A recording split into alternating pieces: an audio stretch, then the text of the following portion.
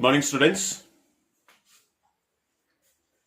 Last class we started talking about the lesson that is expansion of British power in India. Already we finished talking about British strategic policies. So in that we already talked about the topic peaceful annexation under subsidiary alliance. Then we had get into the military conquest. So in that we started talking about the Maratha wars, Anglo-Maratha wars. The previous classes we have discussed or we have talked about the first Anglo-Maratha war. Majorly we talked about causes, events and the results. And in the previous class we talked about the second Anglo-Maratha war, the causes, events and the results. Now the thing is left out under this Anglo-Maratha war is that is the last Anglo-Maratha war. So that is the third Anglo-Maratha war which took place in 1817 to 1818. Okay, so already I said in the beginning itself when we started talking about this expansion of British power in India, and as well as British took, I had quoted when I started, subjugation of Marathas, when I started talking. So I said 43 years, okay, 43 years British people took to occupy this, Maratha, the independent kingdom under the British, to bring this Maratha kingdom under the British control. Okay, so that 43 years struggle is nothing but the Anglo-Maratha wars. Okay, first Anglo-Maratha war, the second Anglo-Maratha war. So today's class we will discuss about the third Anglo-Maratha war. Okay, the last 1 year of the war with the British. Finally, after 43 years, the British takes up the Maratha power under their particular headship or under their control. Okay, so let us see what happens in the third Anglo-Maratha war. Why this third Anglo-Maratha war started, how it took place, and what was its outcome. Okay, so all these things we are going to discuss in this particular concepts. So it is being said that the Peshav Bajirao II.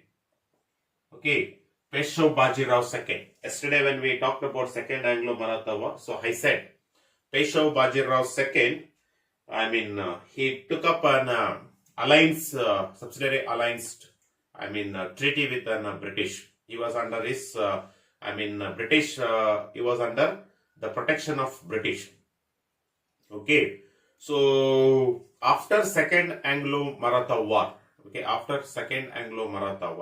somewhere this Peshav Bajirao II, the Peshav Bajirao II started to realize, or he started to have feel of a rigid, where he felt that he is not flexible, his kingship is not going flexible. So that made him that there is no independence for this Bajirao II. He felt that. Now I am under a subsidiary alliance treaty. One thing. The second thing is he was not flexible with the British. Whatever the British were saying it, that he was listening and acting. So there he realized that there is, he is not having his independence. Being in a Peshav or being in a king. So that made, why can't I try or why can't I make one more attempt? With the British, to get my independence. Such situation, so the thoughts were going in the minds of, the Peshav Bajirao II. And at the same time, once again he was made to sign an, humiliating treaty. Humiliating treaty is nothing but, always we call humiliating treaty means forced treaty. Once again, Peshav Bajirao II was made to sign a forced treaty. What is that forced treaty? If you see, the treaty says surrender more territories to British. Again, the territories which were under the control of Peshwa Bajirao II, so that should be surrendered. And the second one is re-announce the headship of the Marathas. That means no more Marathas headship. The head of the Maratha kingdom or the landlords will be the British people. So that re-announce the headship of the Maratha claims. Okay, so that also has to be given. So when this conditions and when this was, rigid a fail that we was having in the British residence, so that made Peshwa Bajirao II to decide to make a last attempt to recover his independence. So that's how in 1817, the Peshwa Bajirao II's last attempt to get his independence, he declared a war against British, which is called as Third Anglo-Maratha War, which took place in 1817 and comes to conclusion in 1818. Okay. Now let us see how this war was declared.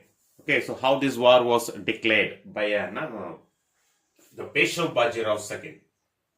So it is been said that Peshwa Bajirao II, the Peshwa Bajirao II, so when he declared a war against the British, so he know that he is a weak ruler and he has no such a capability and capacity to alone to fight against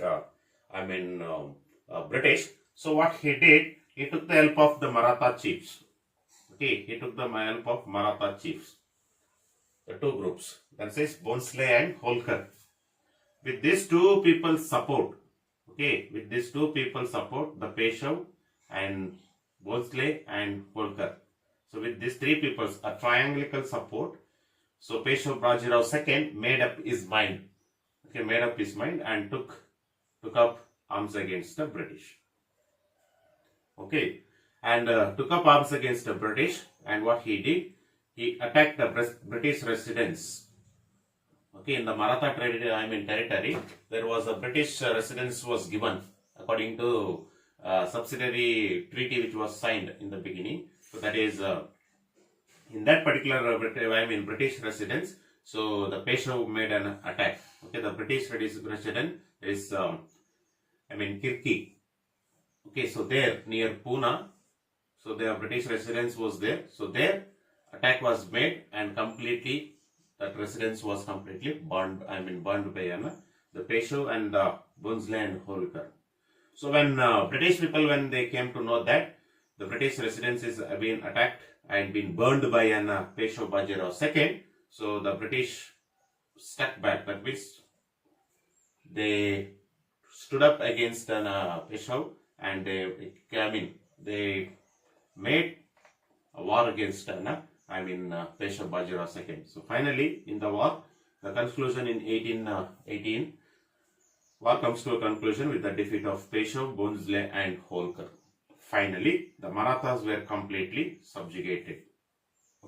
After 43 years. So after 43 years, so completely the Maratha chiefs and the Peshwas goes under the control of British. So that's how Peshwa Bajirao II's last attempt in the Third Anglo-Maratha War also comes to a conclusion or comes to a failure. Now after this, what had happened? Whether the Fourth Anglo-Maratha War was there. You see, there was no Fourth Anglo-Maratha War. With the Third Anglo-Maratha War itself, the British, after 43 years of their long dream, they took Maratha kingdom under their control. As a result, if you see, the first and foremost result, if you see, Peshwa Bajirao II excelled as a pensioner of British. He was disposed from Peshwaship, he was removed and he was exiled as a prisoner of British and he was kept in Kanpur. So in Kanpur as a prisoner, as a pensioner he was placed. Monthly he was receiving pensions from the British. He was removed from the Peshwaship and he was exiled to Kanpur. There he was kept it as a pensioner of British. That is the first and foremost changes. Second one is Peshwa territories were annexed. When he was disposed from the kingship, when he was made as a pensioner, then complete his territory goes under the control of British. Okay, so British people, what did they do? Completely the territories were annexed. Okay, except one small state, that is Satara. Okay, except one small state, Satara. Okay, the small state Satara was carved out of Peshwa territories. They said that the Satara is not a territory of Peshwa. It is a territory of Chhatrapati Shivaji. So that is the reason. So the people of Satara, they said that no, Satara should be a separate state. It doesn't belongs to the Peshwa territories. So that there what they did, the living Sataras, remaining all the territories of Peshwa goes under the control of British. The Satara there, in that particular place, the descendant of Shivaji's family, okay, Shivaji's family of the person who was there, so he was made as the king of this particular the place called Satara. Okay, that is descendant of Shivaji was placed on the throne there. Living Satara, remaining all the places were captured. Then Bhonsle and Holkar, okay, ceded large territories to British. Okay, Bhonsle and Holkar, okay, the large territories of them they gave to British, since they joined to help Bajirao II in the Third Anglo-Maratha War. Then Holkar accepted the subsidiary alliance. Okay, so where after giving up all these things, but actually Holkar had the policy of non-intervention. In the Third Anglo-Maratha War we decided, okay, policy of non-intervention was signed, where they should not interfere, the British and the Holkar should not interfere each other. But finally in the Third Anglo-Maratha War, the Holkar also accepted the subsidiary alliance. And the last one is the Maratha power was finally declined after the Third Anglo-Maratha War. Okay, so this is how the three Anglo-Maratha Wars. Okay, so this is how the three Anglo-Maratha Wars, which was started by the British and which was fought between the British and the Marathas, which started from 1775 to 1782, the first Anglo-Maratha War, and second Anglo-Maratha War 1803 to 1805, and the third Anglo-Maratha War, so 1817 to 1818. So like this, 43 years, okay, that is 43 years from 1775 to 1818, the British took 43 years and 3 wars to bring Maratha power under their control. The dream of British people to bring Maratha under the control, or to bring the Maratha power under their control, finally in Third Anglo-Maratha War, that is in 1818, finally the British people brought Maratha under their control. Okay, so under military conquest, this 3 Anglo-Maratha War comes as one of the incident. So next class we will see the military conquest of the British people. Was small, like subjugation of Mysore, then annexation of the Sikh kingdom. So true, and then we will get into the policy of expansion by doctrine of lapse, the policy. Then finally we will go to the last the strategic policies of British, that is maladministration. So in the coming the classes. So till here all 3 Anglo-Maratha wars, please with the date, with the causes, with the events, and the results are very important. Okay, please just completely go through it. So next class, so we will go with some more new topics. Thank you.